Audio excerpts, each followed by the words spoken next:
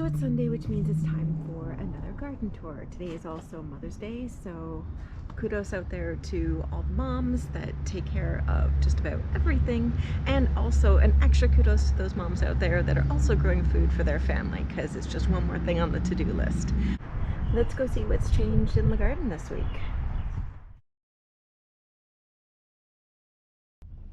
I am starting to bring out some seedlings and have them harden off, so we got a couple going here. They'll be coming out soon. They're all waiting inside the back door, so there's going to be a lot out here very soon. Spinach is still doing well. Hopefully I'll be able to start harvesting this soon, and I'm just going to chop it up as spinach. So I have it in the freezer, and I have it ready whenever we need it. The magnolia tendril peas are still growing, just trying to train them to go up this trellis and then eventually go over the arbor, which I think will look really pretty. And we have our little finch feeder up there. We've had a couple of the goldfinches, which has been nice. And then, oh, there's Bacon. Bacon! Hi, sweetie. No beans yet for you to eat. The horseradish is doing absolutely fantastic. Thank God it's in a pot. Do not go and plant this stuff in the garden. It will take over, and it is extremely, extremely hard to get rid of. The raspberry patch needs a bit of love, but it's starting to come back. But it's really thinning out. These plants were originally put in here years ago, so I definitely need to fill in the back a bit. There's a lot of open space back there, and because the greenhouse is going to eventually go over here, I want to start moving the plants over to this side, and I'll fill in that spot. Blackberries are doing okay. There's only a few of them. I'm hoping we'll get some more this year, but yeah, they're doing pretty good. I found some little flowers on the gooseberry, so that's exciting. Well, this will be the first year that I have gooseberries. And my black currant, seriously guys, this thing is littered with flowers. I am so excited. I'm going to use some of this to make some hedgerow wine. And oh, look, we got some ladybug nookie over there too. Woo, X-rated garden tour. That's a good sign for the garden though. I'll go over where Bacon is and take a look. So I just gave everything a water. Parsley's doing good. Come here, check it out, Bacon. Yeah. The multi-sown radishes look amazing, so I hope this experiment works, because it's going to be a great way to grow more food in a smaller space. I have talked about this again and again. I absolutely love my seeding square. If I was asked one thing I would recommend to any micro homesteader, it would be this. You can make them yourself. You can do a DIY. There's lots of suggestions for it on Pinterest. I just like the ease of this. I don't need to have multiples. It's all in one. And it's just super handy, so I'll put the link down below in the description in case anyone's interested. Probably shouldn't leave it out in the sun because all the colors are fading, but I'm not quite sure on my spacing. So from a seeding square perspective,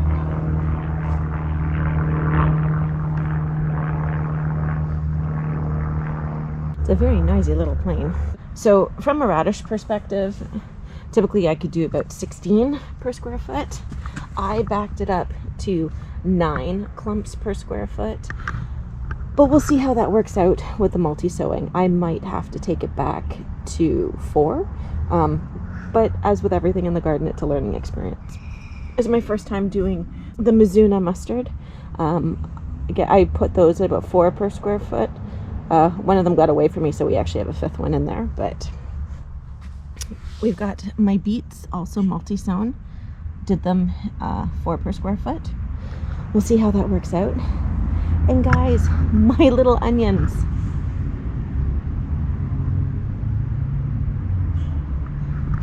I was sure these things were done for. The seedlings looked so sickly, but they've come back, so it just shows you don't give up. I ended up getting some starts as well. So I have some there, and then I have some other starts over in the other bed. But yeah, so we'll see how many I get from these, and then hopefully next year we'll have an even better onion harvest. But so far I'm glad to see that some of them came back. They are also multi-sown. This whole section here is pretty much just multi-sowing. So that is my experiment for this year, and we'll see how that goes garlic doing fantastic. I can't wait to see how big these cloves are when I harvest it. I use the seedling square for those as well. I'll put a link up above to our planting the garlic with the seedling square. And then over here we have some carrots. These are the ones that overwintered. So these ones are actually, I'm hoping, going to give me seed this year, which is why I left them here, just to try that, because I've never done carrot seed before. So we'll see how that works out. These are some more of my onion starts. Still nothing going on with the potatoes. So I can't remember how long they took to come up last year. I'm gonna have to go back and check when I planted these. I also have some dandelions I need to get rid of. But yeah, so still hoping they're doing okay under there. We'll see what pops up. We have some chard here, a little bit of chard, that guy. And we have the celery that I put in. Oh, and a lovely worm just out for a stroll. But so I have my celeries. This one over here is the pink celery, and you can see it's already starting to get its color.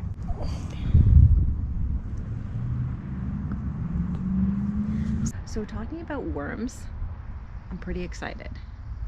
I've mentioned this before about starting the vermicomposting, and I had been intending to get a hungry bin, which can stay outside, but there's an issue, especially with being in zone 5B, with how to keep the worms over the winter. So that was really concerning for me, because they don't like, from what I've seen, they don't like to be below 4 degrees Celsius, which is gonna happen pretty quickly in Canada. I came across this new one called the Herbalive, and this thing is beautiful. Plus, it has the added bonus that it can go inside. I mean, I guess the hungry bin could go inside, but it's big. So I ordered one last night. I cannot wait for it to show up. I will put the link down below in the description to the company that I got it from, which is called wormbox.ca. This is not sponsored.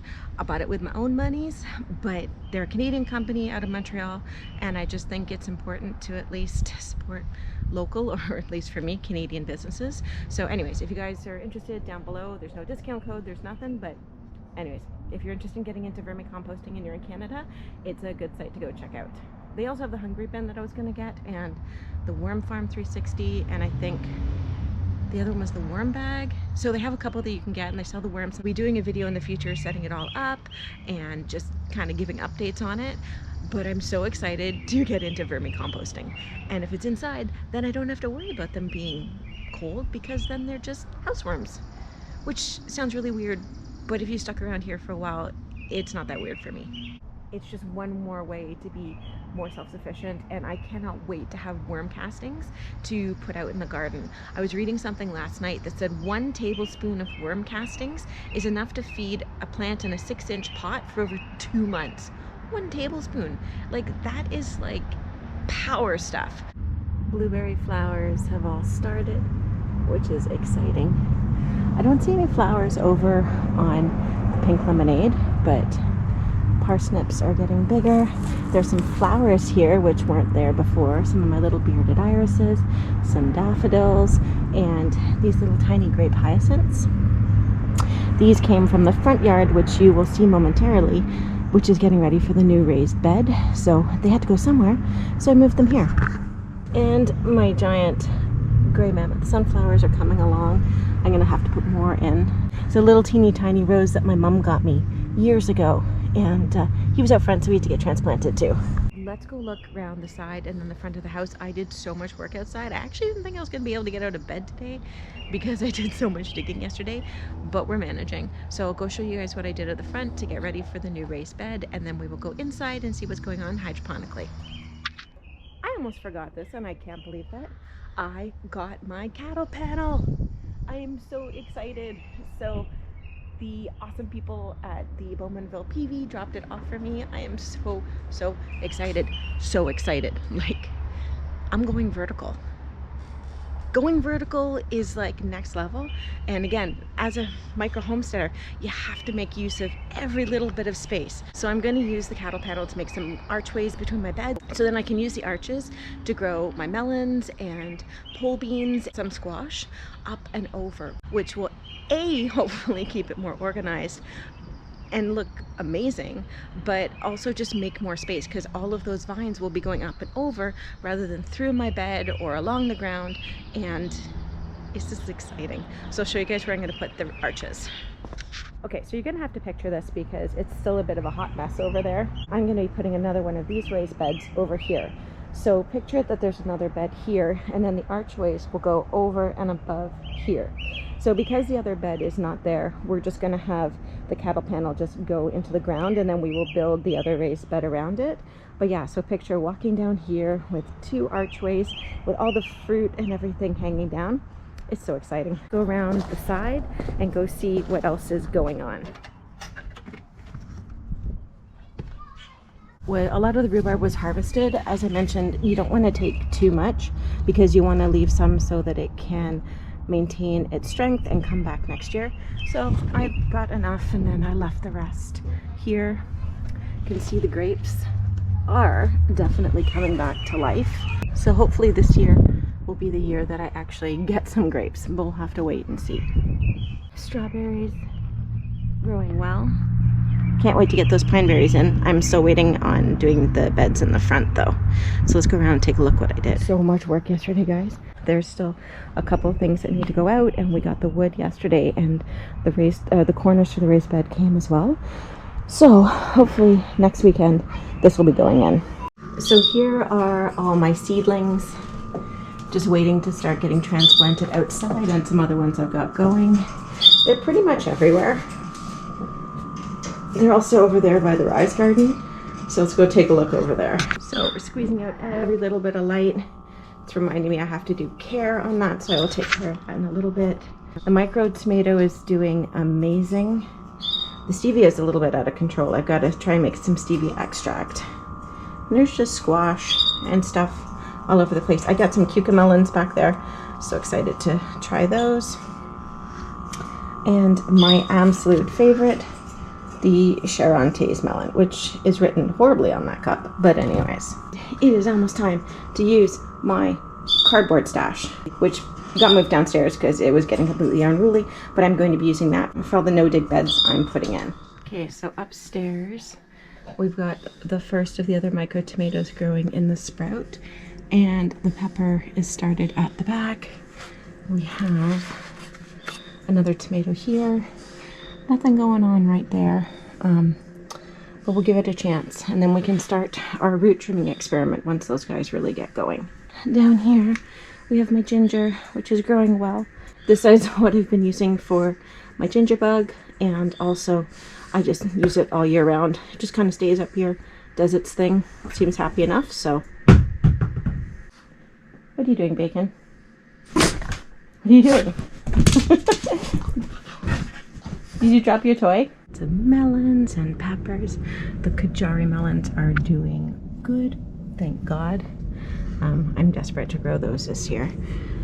And then this is mostly my flowers that I have growing. I'm thinking to put some of these morning glories around the arbor, but we'll see. And I have some honeywort over there to bring in the pollinators as well as some borage. So excited about that. Oh, look, more tomatoes. What a surprise. Oh, and then there's all these tomatoes. And an artichoke. I'm going to try an artichoke for the first time.